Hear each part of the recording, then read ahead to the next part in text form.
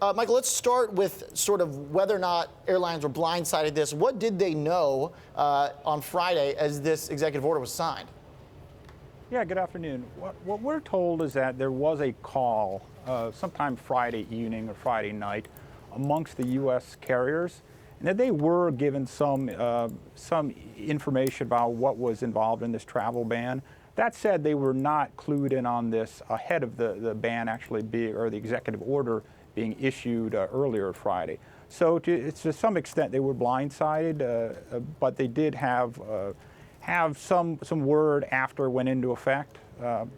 Yes.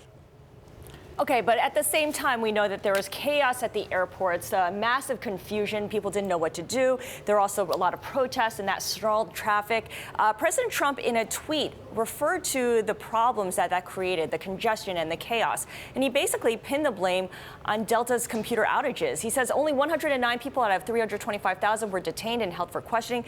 Big problems at airports were caused by Delta computer outage, protesters, and the tears of Senator Schumer. Secretary Kelly, and of course he's referring to Homeland Secretary John Kelly, said that all is going well with very few problems. Make America safe again. Give us this. Did Delta correct the president in saying that its computer outage problems were a full 2 days after the executive order was signed? No, they really haven't said anything. In fact, they've been hard to get a hold of today. I've been trying them all day. So far, they haven't said anything. And it's really odd that the president would have done this. As you said, some of those protests happened on Saturday, well in advance of Delta's shutdown of flights, which didn't occur until 6:30 on Sunday. So there was all of this took place well before Delta's incident. Michael, when you look at how the airlines are assessing this, obviously this is at least for 90 days. How big of a deal is this going to be for the stocks and the investors of these companies as we see them selling off a little bit today? Well, I don't think it's going to be a huge deal. In fact, as one analyst told me, there was a little bit of little too much exuberance or whatnot today.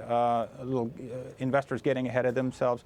These are not big countries for travel to the U.S. In fact, none of the U.S. airlines fly to these countries, although they do pick up some of these passengers in connecting flights from Europe. So, generally speaking, most analysts say this will pass, and cooler heads will prevail.